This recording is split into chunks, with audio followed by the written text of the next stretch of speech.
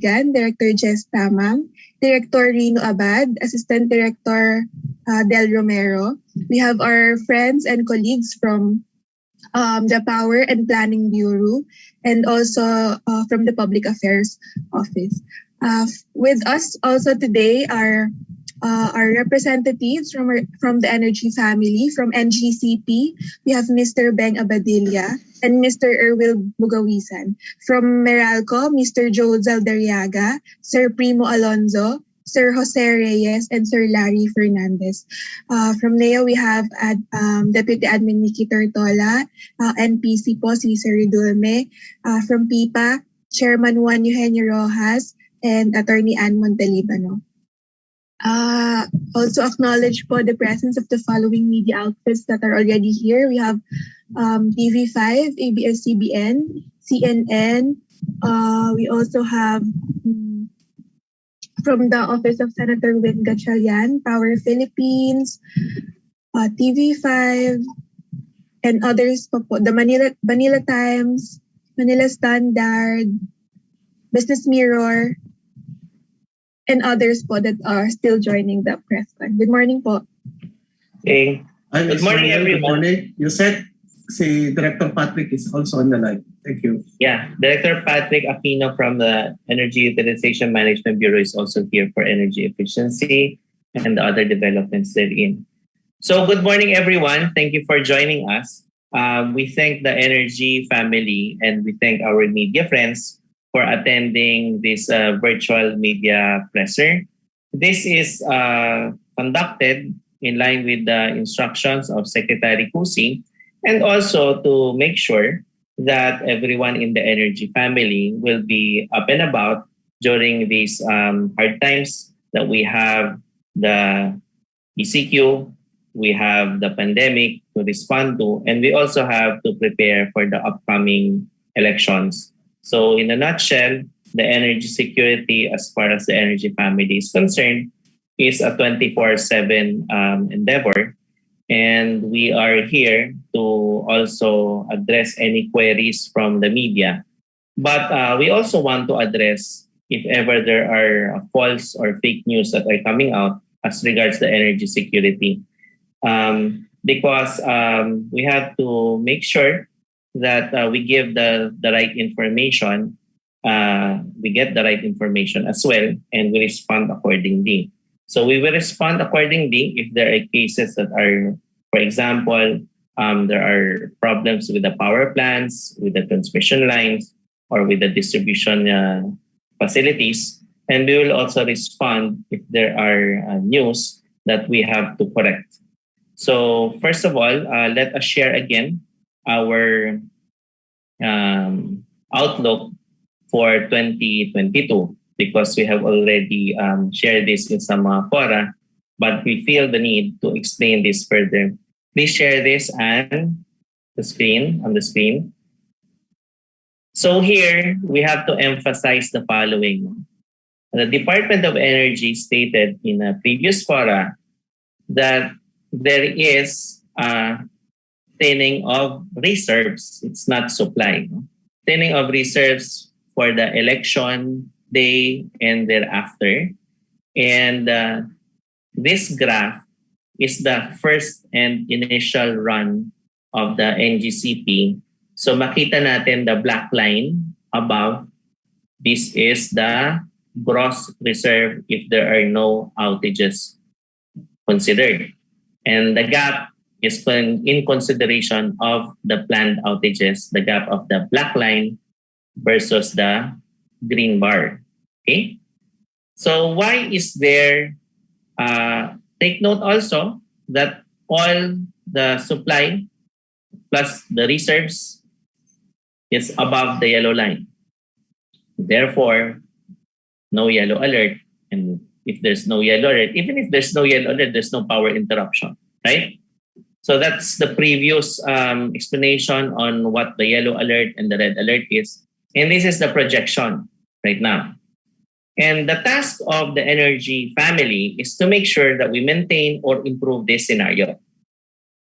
And that is why we emphasize that Secretary Cusi has already issued a department circular in addressing the security for elections. And that was signed 3 years ago. Okay. Why are we emphasizing this and why are we explaining this scenario? May mga political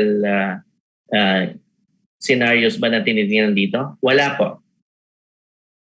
The reason why there are thinning of reserves as far as the April, May, and June is concerned, and especially this May, week 19, 20, 21, 22, and 23. No? Doon siya magtataas na pataas sa 23. It's because, as NGCP explained, no? It's because of higher demand. And number two, it's because of lack of water for the hydro plants. Okay? So what is the family, the DOE family with the energy sector doing? No? We are coordinating closely and monitoring the situation because again, as stated earlier, no, we have to make sure that we maintain this or improve it. And how do we do that? Through proper coordination and preparation. Now, we just want to also correct what happened last weekend because what happened last weekend bothered some of our citizens. There was a report from ABS-CBN Online which we had to correct. And we did so with the help of also Sir Alvin El Chico because he was very instrumental in correcting it. No? This was the message of the DOE for ABS-CBN Online. We said, "Dear ABS-CBN Online, please make the necessary correction on your post regarding the statement of the Department of Energy." I refer to this graph. In my explanation that we have sufficient supply for electricity for the election week. All bar graphs show sufficient reserves also as they are above the yellow alert level. Meaning, no yellow alert. In our past explanations, when we say that even in cases of yellow alert, there is still no power interruption that may occur. The thinning of reserves as compared to the previous weeks based on the graph shows sufficiency of supply, no yellow alert, and no interruption. Thanks. And thereafter, the post was corrected. So we thank Sir Alvin for his assistance there. So now, again, just to emphasize, the Energy family is here. We have representatives from NEA to address the electric cooperatives preparation. We have the private DO Meralco representatives. We also have the generation sector through Mr. Johnny Rojas as the president of the group and Annie Macias. The chairman is Johnny Rojas and president is Annie Montelibano. And also we have the NGCP representatives. So again, please make sure for all the Energy family, we are here to coordinate and to closely monitor the situation as a team and whatever the Department of Energy can help as far as coordination with other agencies is concerned, we highlight this as part of our preparation, not only during this pandemic, not only during this ECQ and hard times, but also in preparation for the energy security during the elections. Now, before we go to the question and answer, and before we ask anybody from the Energy family if they have statements to make, we also want to highlight that the Department of Energy, through Secretary Cruz, has been planning for all scenarios. Because if you notice, the election task force circular has been signed by Secretary last 2018. And we have a track record as far as barangay and SK elections for 2018 is concerned, and a track record for the national and local elections for 2019 is concerned, as far as how we coordinate as a body, as a group in the Energy family. So that's there. The facts are there. We monitor if there are trippings of lines, if there are plants that went on outage, and whatever responses that we have to do. Also, we have been pushing for other sources of energy development, right? LNG policy was signed in 2017. All the renewable energy mechanisms under the RE law has been completed under the term of President Duterte and Secpusi. Also, we have the Energy Efficiency Act that was pushed. It was pending in Congress for 30 years. That means the attorney team from the office of Senator Gatchalian was not even born yet. No? Nandun na siya sa Congress. Hindi naman. Pinanganak na si attorney team. Pero baby pa siya. Nandun na yun sa Congress. At ngayon naging nasa office of the Senator Gatchalian siya. That was passed. 30 years. So, we also have the development of nuclear. We push for that. Even though it will not happen during our time, as in the Duterte administration time, it's there because we see forward planning as part of our job in the Department of Energy. So we have been pushing for all those, and hopefully the energy sector will be spared from fake news and other inclinations, whether it's motivated in one way or another, because we have been looking out for the interests of no other than the Filipino people. So our track record speaks for that. No, we have circulars and we have our issuances that back up all these statements as far as LNG development, other development of energy resources, RE, and even the making sure that the grid operations and maintenance program is transparent, the ancillary services matters, and even the competitive selection issuances and implementation. we have that as far as the department and the energy family is concerned. So we're here to show this this coordinated front so that we can assure every citizen, every Filipino, that we are on top and we are looking at the situation closely. So if there are any statements from NGCP, if none, from Meralco, Sir Joe. Good morning, Yusek. Yes, we have contingency plans in case there are outages within the Meralco franchise area.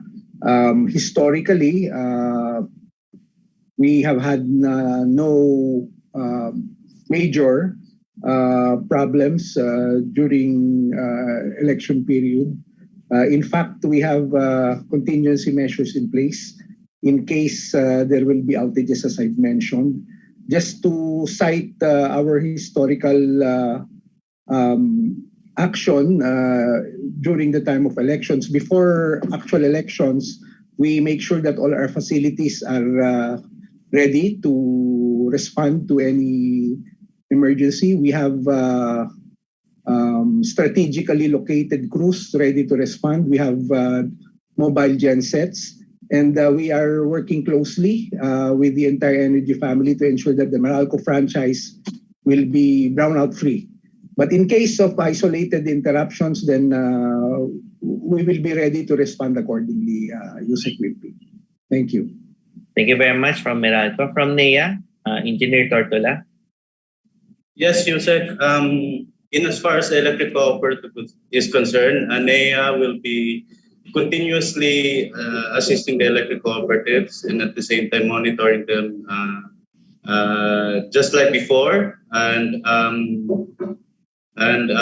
before then, the electric cooperative has been doing maintenance activities and maintenance activities even before the elections in order to make sure that the reliability during elections are maximized. This also includes visibility of our crews on all precincts and on critical areas. With this, NEA and the electric cooperatives will be, as before, will be on a 24-hour basis in monitoring the system of every electric cooperative all over the country. Thank you, Yusek. Okay, thank you. From Napocor, the generation group. Napocor, Spag.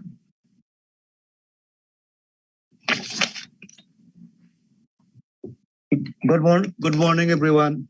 With regards to NPC, we have action plans for the upcoming national and local elections. Number one, we have to ensure the N-1 reserve to our SPAG power plants.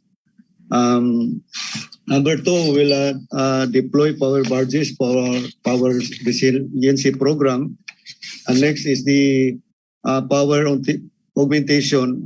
We will continue to operate our rental generating units in Luzon and Mindanao areas.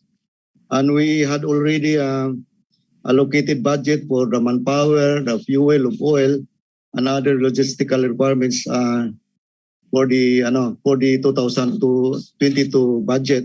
And lastly, Yusek, we ensure readiness of our 69 kV transmission line and substation facilities. Thank you. Thank you, Napocor. Do we have any statement from PIPA, Sir Johnny or Pres Annie? Yes, it's going to be me. Thank you, Yusek Wimpy. From PIPA's side, from the generation sector, we thoroughly support the DOE. We guarantee that we will comply with policies and coordinate with our industry players, that's NGCP and our distribution utilities. We will endeavor to maintain our plants, conditioned, of course, with the assistance of the DFA in allowing our technical experts to come in by the processing of visas, bearing into mind, of course, that we are still under quarantine periods. So basically, USEC, the generation sector will endeavor to really do our very best to maintain the energy supply for next year. Thank you. And just in case you need their assistance, Annie, press Johnny for these concerns with the DFA, please inform us. If we need to go directly to the DFA to be with you, I will do so. Okay. Yes, Anybody else from the panelists who would want to speak? As far as this presentation is concerned, this was this was the product of our close coordination with the energy players, especially with the NGCP. So this was presented by NGCP to us, and they highlighted in minutes prior to the presser that the thinning of reserves is basically due to the demand going up for this period of April, May, and June, and also because of the water availability for the hydro power plants. Okay, so anybody else from the panelists who would wish to speak before we proceed to the Q&A? We promise that this will be a short presser. Yes, anybody else before we call on Myrna? Okay, go ahead, Attorney Myrna. Myrna Velasco, please. Hello. Attorney, sa'yo. Oo, tanong ko lang kasi 'di ba more than a year na yung COVID. Wala pa bang system kung paano papapasukin yung mga consultants kasi it's the same thing that's being raised by the power generation companies and nadilubyo na nga tayo with that this year, 'di ba? Wala pa bang sistema kung paano papasok yung mga consultants, yung pagpasok ng mga equipment na kailangan for maintenance? And my other question is, ano na yung schedule ng maintenance ng mga planta for next year? Kasi it's critical, it's election year. And ang related question lang din dyan is, Ilihan will have its gas supply contract ending next year, di ba? Tapos may question din on the turnover with government. So what will happen? Kasi pwedeng magkaroon ng uncertainty with the Ilihan plant. Well, as far as the system, merong system. It's just that there are changing circumstances and matters as far as COVID and the pandemic is concerned. So what we're doing is we are now closely assisting, kung paano yung mga instances na nagkakaroon ng delays as far as the issuances of the permits for the consultants or the equipment to come in. So that is what we are making sure of. Sabi ko nga kila Annie, if there is a need for us to go and report this already on secretary level, we will do so because this is important. In line with, yun nga, no, not only for the elections but also for the issue on the October Ilihan. If you notice, yung sa Ilihan, it will happen on week 40 to June. Oo. Hindi. Yung sa ano muna, sa Malampaya. Okay. Yun yung tinitingnan natin yung sa October 2 to 2021, no? Yes. So yun muna, no? Yun yung unang tinitingnan. So doon sa ano na yon, sa scenario na yon, we have sufficient supply there, but nonetheless yung transfer of fuel yung issue. So kailangan nating tingnan kung ano yung mga strategies for Meralco, example, kung ano yung ang magiging impact sa prices. So we're coordinating there, no? And then the next thing that we are looking at after October is yung preventive maintenance schedules before and after nga the October, and also yung mangyayari dito sa sa elections. Yung makikita natin week 19, 20, 21, 22, which is canvassing. So this situation, we have to consider the following: preventive maintenance schedules, which is the gap between the black line and the green bars, and then we also have to look into the needs for the preventive maintenance, no? To be on time. So both tao and equipment. So nandoon na yung pagtutulungan natin with the energy family and making these representations before the immigration and the Department of Foreign Affairs, basically, no? So nandoon, gumagalaw yung situation as far as the COVID or the pandemic is concerned, but we have to make sure, no, that we consider our services as important. It's also aligned with the IATF resolution and the President's instructions. And we have to make sure that our people and our equipment are in on time so that there will be no delays. So nandoon yung tough coordination and tough assignments ng DOE. And we have to kailangan lang resulta, and may mga successes na rin, pero kailangan lang tutukan yung details if there are further delays that we are experiencing. Itanong ko lang, saan ba yung naging gap? Kasi di ba like dinginin na delay siya because may mga problema nga ng pagdating ng consultants and equipment. So kung matagal ng problema yan, saan nagkakaroon ng gap na kailangang i-improve ngayon? Kasi matagal-tagal yung mga delays eh. Kailangan lang talaga kami na mismo yung mag-ano eh. Kasi yung endorsement So hindi close coordination dati, far coordination? Close coordination siya, kaya lang gumagalaw nga yung nangyari sa pandemic. But sinasabi lang natin, it sometimes is the endorsement of the DOE is already there, pero nagkakaroon pa rin ng delay. So yun yung kailangan ma-address. As far as the energy family is concerned, closely coordinated yan. Pero yung follow-through after the endorsement, it's where we have to... Yung delay is on the part of DFA and ibang agencies, not DOE part. It sometimes happens that way. So it's up to us to make sure that the energy sector is properly represented. Okay. And may coordination na ba kung paano i-resolve yun on the part of the other agencies? Yes, both locally and yun nga, internationally. Kasi kadalasan may now-hold din ng mga truck namin or mga fuel dito sa mga ports, and minsan de-delay din siya. So yan, mano-mano yung ina-address kasi minsan iba rin yung rules sa local government units. So it happens, nakababad na rin yung mga tao natin doon. Kaya nga, it's a 24/7 endeavor. And minsan, akala ng DOE, yung endorsement is okay na, and then lumalabas, hindi pa rin. So yung follow-through sa endorsement minsan ang kailangan namin i-improve on. Okay. And then yung other question na lang on the maintenance shutdowns. Can you give details kung sino yung naka-maintenance shutdowns? And then yung uncertainty sa Ilihan and the gas restriction that will worsen 2022. No details yet for today, but we'll follow that up and give it to you. Okay? Even the gas restriction. And what about Ilihan? also to follow na lang. We just want to focus on this issue for this moment. Okay. Pero di ba part ng issue yan? Kasi supply yan? Oo, pero dito muna tayo. Okay. Ladong magiging cluttered na pag lahat na binigay na natin. Okay? Meron pa nga ako Pero dapat. di ba dapat comprehensive solution? Hindi Oo. pachi-pachi? Oo, dapat. Thank you. Lisa Lopez, CNN. Sir, good morning. Just wanted to get more details din po on the preparations.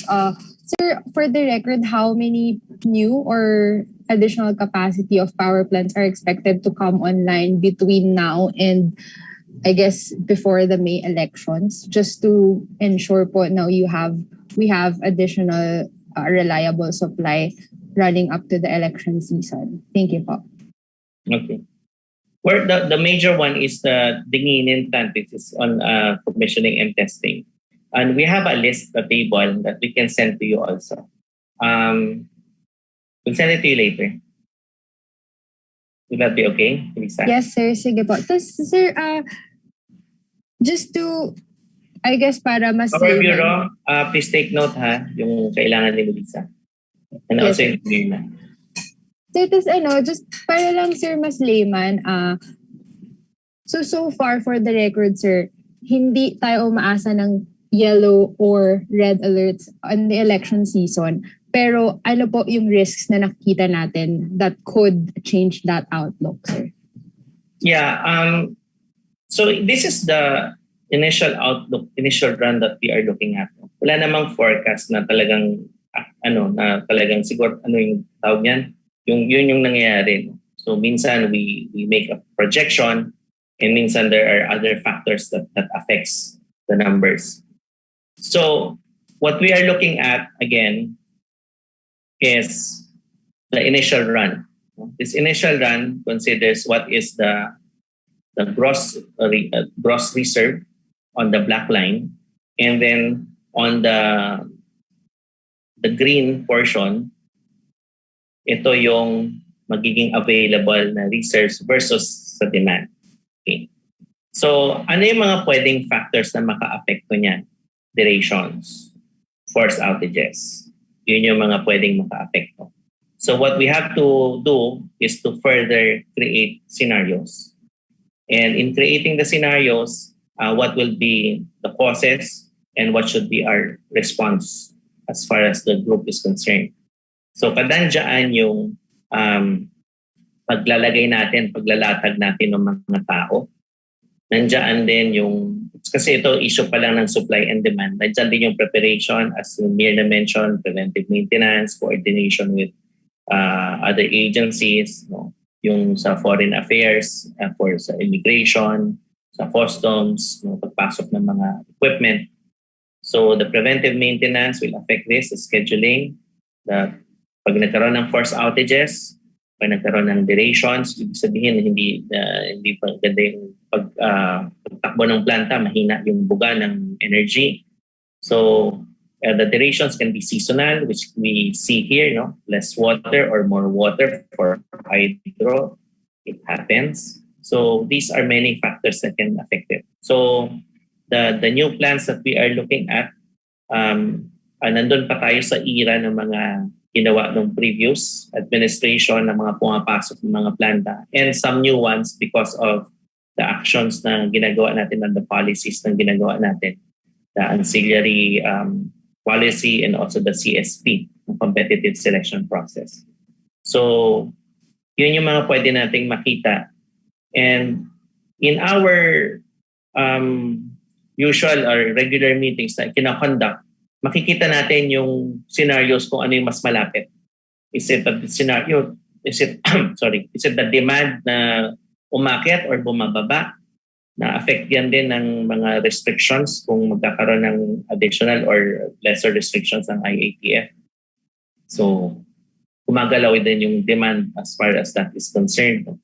So, maraming factors, but ang important dyan is yung scenario building and yung continuous update ng Meralco, ng NGCP, ng DOE, ng NEA para makita ito lahat. Did I answer all your concerns, Melissa? Yes, sir. Thank you. Antayin na lang po namin yung list. Yung listahan, no? Plans later. Our Bureau, please prepare, no? Thank you. Director Mario, please. Any other question? Please send the list. Warren also. Okay. Yusek, we have another question po. Yes, but Warren de Guzman. it's for NGCP. Sorry, NGCP. It's for NGCP. Their question is, with delayed transmission development becoming a critical path to new generation capacity coming online, what can our regulators do to facilitate the development of embedded power generation?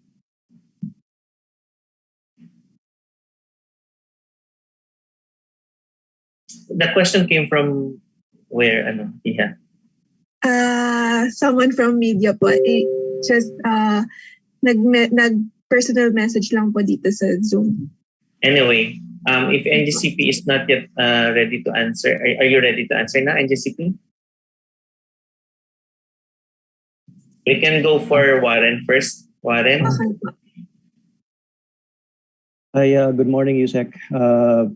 Regarding the risks for next year, kasi marami nga, and even the pandemic is still up in the air, kung it will last until then, and may mga bagong variants na naman, may Lambda na nandito na. The DOE has made assurances in the past that there wouldn't be any problems, but because the situation is so fluid, how confident are you of being able to ensure that there won't be any outages next year? There are things that are out of your control. Tulad nga ng sinabi nyo, yung sa pagpasok pa lang ng mga consultants and equipment for the maintenance, which is going to be crucial next year. So how confident are you that we won't have any power problems if the pandemic continues to be an issue next year, especially with the changing quarantine conditions? The confidence lies because of our track record and coordination, as we are showing right now. We have been looking at this very early on. So the preparation is quite early as far as the energy family is concerned. And yes, there are challenges, but there are also solutions. And we see the solutions already. So it's just a matter of following through. Because even if we don't have control of all the situations, we have control on our preparation. We have control on our way of coordinating. We have control of our people, of making sure that they know the schedules. 2 days prior to the election, no more leaves for every personnel in the energy industry. After the elections, we have to continue to ensure that the people on the ground are there to respond immediately to all that can happen, whether it's line tripping or it's the transmission line level, or whether it's a power plant level of a problem, or even if there is also another calamity that would compound the situation. So it's the resiliency as far as the energy sector is concerned. And since we have been doing this as far as our people are concerned, we are experienced in not only election preparation, but also responses in earthquakes, our response in typhoon, and even before the typhoon, the preparation is there. It's our experience and how we work together. That's where the confidence stems from. So as far as the department is concerned, we have to continuously show to the media, to our people, that we are working and we are really sincere and dedicated in doing this, despite all our problems. Because, yeah, you're right. These challenges may not go away. The pandemic situation may be still there. But as far as we are concerned, the resiliency compliance plans have been submitted. We are evaluating these. And this policy of Secretary Cusi has been there since 2018. Tama ba? Yung resiliency. And then the preparation for election was a policy signed by Secretary Cusi on May 2018. So in making sure that we have this 24/7 supply, and services of energy. It's our track record, it's our way of doing, it's our doing things, it's our preparation, and yung kasanayan na, the experience of working together. We may disagree on certain aspects within the energy family, but as far as resiliency and our response to deliver our services, we are united there. Yeah, thank you. As a follow-up, could you share if you have data on the vaccination of the energy family, all the way down to people on the ground and maybe the consultants that are expected to come in? Do you have those numbers? Well, we can ask for them, but what we have been doing is we have been pushing for these personnel from the energy sector to be vaccinated. We have done so in the Department of Energy. And also, we have encouraged this under the resiliency compliance plans of our energy players. We'll look into the results of that. Thank you for bringing it up. And last question as a follow-up to the earlier question from CNN. Are you happy with the additional capacity coming in, or are you disappointed that we didn't have more investment in the power sector? We're happy that we're improving on the way we do things, especially on the permitting side, because we are in the middle of implementing the energy virtual one-stop shop system, the law passed by Congress, which stemmed from our previous program and EO 30 assigned by the President. So we're happy on the developments as far as that is concerned. We're happy that we are able to accelerate and come up with a better investment atmosphere for our sector. We're happy on the development on the green energy auction, how the design is coming out, especially that we have already a public consultation. Now, these policies may take time as far as kung paano magbubunga for new plants. We're also happy that there were accomplishments in the previous administration that gave way to these new plans coming in. So, as far as the secretary is concerned, he's not easily pleased. So he keeps on pushing us to improve. He keeps on pushing us to make sure that we do our jobs. Even if there's a pandemic, we have to do this, to do that, because we have to be answerable to him, to the president, and to the people. So it's a tough job, but we have to perform. Thank you. Thank you. Anybody else?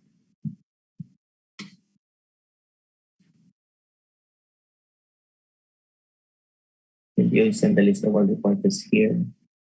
Grabe naman. We have projections for BISMIN. Yes, we do. But we wanted to address the issue, Melissa, on the problem in the Luzon. Okay? Any other question? Pwede pa bang magtanong? Oh, sige, second round na. Yes. We have, ano pa naman we have 20 minutes pa. Tama ba yung relo ko? Will you allow emergency procurement of power supply? It depends on the ground. Because, number one, it should be based on an emergency, which is not foreseeable. So we should allow it.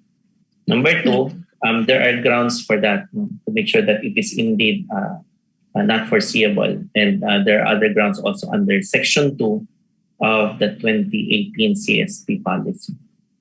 Yeah. So yung IPSA ni Meralco, even for Malampaya shutdown, may final decision na ba kayo doon kung denied or kung anong gusto yung gawin? There was already a decision as far as that is concerned. I think it was denied. Okay, thank you. And I think they're coming up with another strategy. Okay? Sir? Who's raising the hand? Danessa po. Ay, sorry. Warren, pakibaba na yung kamay mo kasi si Danessa na pala. Okay. Thank you. Danessa, please. Sir, follow-up lang po regarding do sa IPSA na Meralco. Has DOE received Meralco's motion for reconsideration do sa IPSA nila? Thank you. No receipt of MR, and I personally spoke to them about it. I don't think there will be a motion for reconsideration.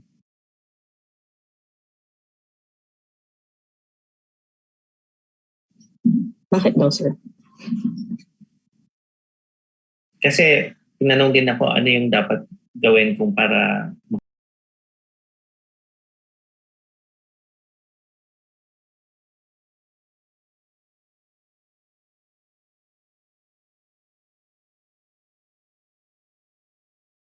there are other strategies to address the problem. So we talk about it, and the bottom line naman is kailangan masigbihan yung customers. So there are other ways na pwedeng tingnan.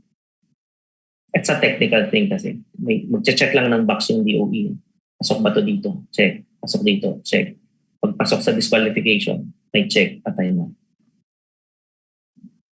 Sir, ano pa yung nasabi nila or yung DOE na other ang tawag? They can look into the what PISAM can offer.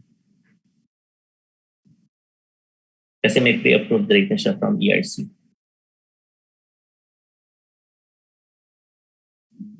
Thank you, sir. Okay? Are we done?